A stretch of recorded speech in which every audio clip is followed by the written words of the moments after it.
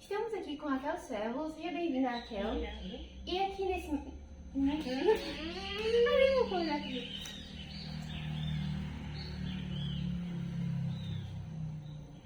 Estamos aqui com a Raquel Servo. Bem-vinda, Raquel. Obrigada. E nesse episódio de Verdade e Ficção, nós queremos saber como que foi vivenciar na pele um episódio sobrenatural. Bom, falar da minha história é ter que relembrar e reviver momentos daquela época. E que até hoje são um tanto confusos para mim, porque eu tenho pequenos flashes na minha cabeça daquela época. E tudo se torna um pouco mais claro para mim a partir do relato da minha família, que estiveram sempre comigo nesse processo. A gente morava em uma cidadezinha do interior, a gente tinha uma vida agradável e simples comparada aos padrões atuais. Morávamos eu, minha mãe, meu pai, meu irmão mais velho Bruno e minha irmã mais nova Naná. E então tudo começou a mudar quando meu irmão foi aprovado na universidade e teve que se mudar de casa para uma cidadezinha onde ele iria cursar a universidade. E meu pai, tendo uma visão de futuro e tendo em vista que eu e Naná a gente precisaria também continuar nossos estudos, ele foi para a capital em busca de emprego, qualquer que fosse. Por mais que ele odiasse as características da cidade grande, porque ele era feliz mesmo no mato. E então ele foi. Ficou em casa só eu, mamãe e Naná. Foi nesse período, nesse tempo, que tudo começou. Foi quando eu tive o meu primeiro incidente. Foi na escola que isso aconteceu. Eu desmaiei, simplesmente desmaiei. E aí os meus colegas, os meus professores, as pessoas que estavam ao meu redor tomaram as devidas providências para o que todos acharam que era só uma falta de açúcar no sangue ou uma má alimentação.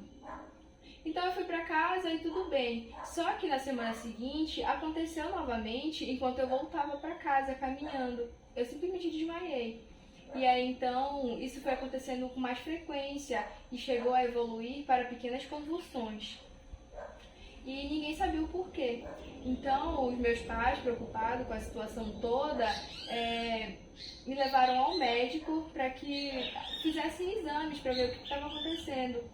Então, eu tive que ser submetida a uma bateria de exames, incluindo mapeamento cerebral e tomografia. Só que nada foi encontrado. Nada foi comprovado cientificamente. Não havia motivo para os desmaios? Nada. Nos exames não atestou nada. E aí então foi durante esse um tempo, meu pai conseguiu um bom emprego como vendedor e a gente se mudou para a capital para morar numa casinha onde uma tia nossa cedeu pra gente e disse que a gente podia morar lá. E aí houve um episódio nesse percurso do interior para a capital, que foi muito surreal para mim. Quase que quando eu conto ninguém acredita, igual a todo o resto da minha história, né?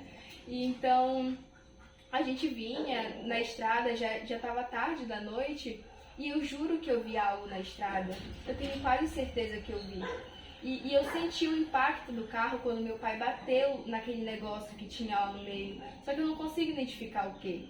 Então eu pedi pro meu pai parar o carro e voltar pra gente ver em que ou o que tinha batido. Só você tinha sentido? Só eu. Meu pai falou que não tinha nada lá, mas eu tinha certeza que eu vi algo. Então quando a gente voltou, o carro não tinha absolutamente nada na rua. Nem o sangue de um animal batido, nem nada. Então a gente teve que continuar a viagem, mas eu vi, eu tenho certeza. E então a gente se mudou para a capital, foi quando teve um período de normalidade na minha vida, onde tudo parecia bem, tudo parecia estar normal. A Naná, ela começou a estudar numa boa escola, eu conheci um cara legal, eu comecei a namorar, e a minha mãe aparentemente estava se adaptando àquela nova vida. E isso era muito bom pra gente. Sua mãe sentia muita falta do interior? Com certeza. Até eu sentia. E então, durante um período razoável de tempo, sem incidentes, já morando na cidade grande, aconteceu de novo um episódio de desmaio, onde eu desmaiei dentro de um ônibus lotado de gente. Então, a gente não estava mais na simplicidade de uma cidadezinha. Aquilo era preocupante, porque eu não sabia em que momento aquilo ia acontecer, onde ia acontecer, poderia ser a qualquer momento, e isso me deixava aterrorizada. E então, foi isso. Durante esse período de tempo, depois desse episódio, aconteceu algo muito, muito sobrenatural, que se eu contar, quando eu conto, ninguém acredita. Que foi uma noite em que aparentemente estava tudo normal. A minha mãe fez o jantar, a gente se sentou na mesa, só que antes disso eu já estava sentindo algo estranho dentro de mim. E essa sensação sempre vinha antes dos episódios acontecerem, antes de essa coisa, que eu não sei dizer o que, tomar conta de mim. Que sensação era essa? Era como se eu sentisse alguma coisa ardendo, queimando por dentro de mim e eu não conseguisse controlar. Era simplesmente surreal, mas eu sentia e chegava a doer na pele.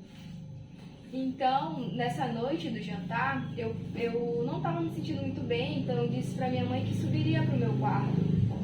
E quando eu estava subindo as escadas, do meio para cima quase, chegando no meu quarto, eu juro que eu senti alguma coisa me empurrar. Eu não vi nada, não consigo descrever o que eu vi, mas eu senti alguma coisa me empurrar. E então eu só acordei no dia seguinte com hematomas no meu corpo, muita dor, roxura, e sem entender o que estava acontecendo. Pra mim foi isso. Só que pra minha família que estavam lá, a noite foi bem longa.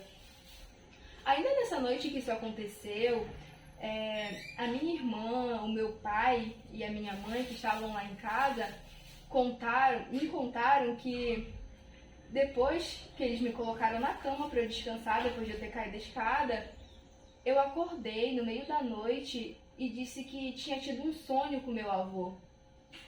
E então, o meu avô já faleceu há alguns anos. Você sonhou com ele? Eu sonhei e foi muito real. Não parecia que meu avô estava morto. Inclusive, ele me entregou uns objetos para entregar para o meu pai, para você ter noção do quanto que aquilo foi real para mim.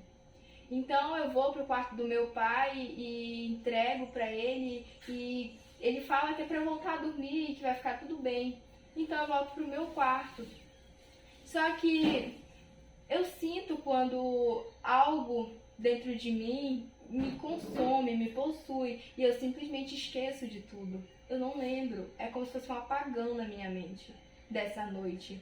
A única coisa que eu tenho são os relatos que eles me contam de que eu fui super agressiva, que eu gritei, que eu tava simplesmente irreconhecível. E então, eu sou muito suspeita para falar sobre isso, porque eu não tava em mim, era como se o meu consciente estivesse totalmente desmaiado e outra coisa estivesse tomando controle. Você abria a mão da consciência e alguém a possuía. Exatamente. Então, essa noite, o meu pai pode contar melhor sobre isso, porque ele viveu. Eu estava sentindo aquilo, mas eu tenho certeza também que cada um dos meus familiares sentiu na pele tudo que eu estava sentindo. E aquela noite foi praticamente uma das piores noites de nossas vidas.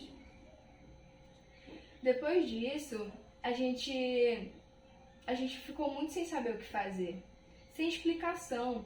E nesse período de tempo ainda teve outros episódios, ainda teve muitas outras coisas que aconteceram. Um exemplo disso foi quando o meu irmão, o Bruno, foi visitar a gente, passar uns dias com a gente em casa, e aí a gente tava num dia normal, porque, tipo, por mais que eu sentisse alguma coisa antes daquilo me consumir, as horas antes disso era totalmente normal pra mim. Era minutos antes que eu sentia uma sensação, um negócio dentro de mim. E aí então, estávamos em casa, eu, Bruno e o meu namorado, assistindo novela. E aí, a minha atenção desfocou totalmente da televisão e ficou focada em uma sombra que tinha na parede. E o Bruno conseguiu ver quando eu não estava mais prestando atenção na televisão e sim na parede. Só que pro Bruno não tinha nada na parede. E pra mim tinha um monstro, tinha algo simplesmente inexplicável. E então o Bruno chama a minha atenção, pergunta o que está acontecendo, e é quando eu entro em desespero, porque eu vejo que realmente tem alguma coisa na parede. E eu fico com medo de que aquela coisa que está ali na parede possa fazer mal ao Bruno e ao meu namorado, igual fazia a mim, porque doía, porque era simplesmente horrível aquela sensação e não conseguir correr, não conseguir tirar ele de lá, aquilo dali. Então eu gritei muito para que ele fosse embora, para que ele saísse de lá e deixasse eu e toda a minha família em paz. Foi então que eu desmaiei. Igual as outras vezes, eu sempre desmaiava, era como se, como você falou, eu perdesse o meu subconsciente, meu subconsciente dormisse e outra coisa tomasse conta do meu corpo. Porque eu não lembro de mais nada. Eu não lembro. Meu pai falou que novamente eu fui agressiva, que eu fui muito... Enfim, não era eu. E então, nesse tempo, a gente ficou muito assustado e aí, sem saber mais o que fazer, a gente recorreu a crenças religiosas, porque a gente já tinha ido no hospital e nada tinha sido comprovado, nada tinha sido atestado, então a gente recorreu para outros meios.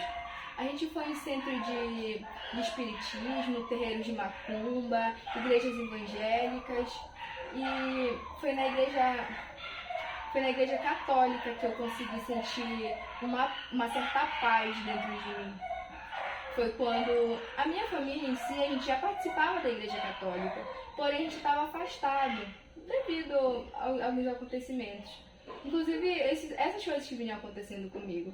E então eu fui na igreja conversar com o padre me orientou, dizendo que talvez justamente por eu estar distante da igreja, aquelas coisas ruins poderiam estar acontecendo comigo. E então foi quando a nossa família se reaproximou da igreja. Ele convidou a gente a participar das novenas, dias de terça, e assim foi. A nossa família voltou a participar da igreja e as coisas começaram a voltar ao normal.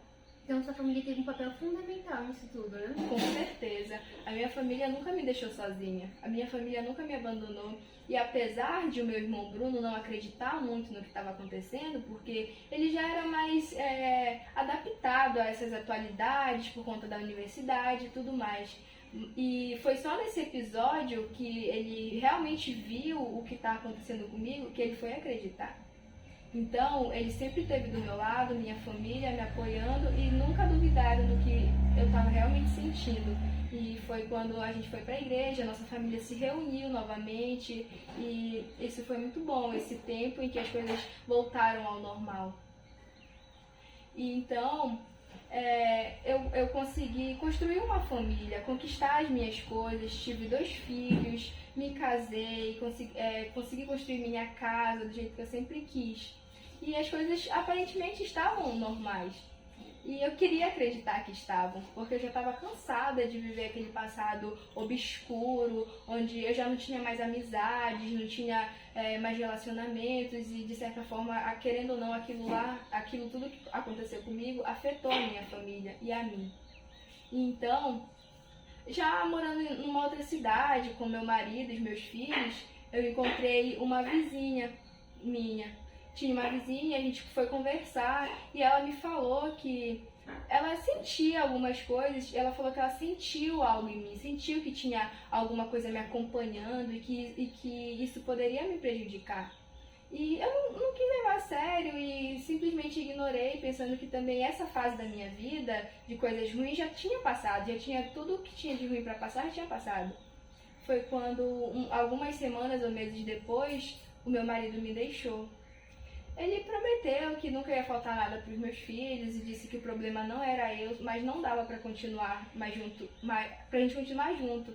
Foi quando eu me lembrei do que a minha vizinha tinha dito para mim, de que essa coisa ruim essa coisa que me acompanha, poderia acabar prejudicando meu relacionamento, minha vida amorosa, minha vida, enfim, tudo. E ela não estava errada.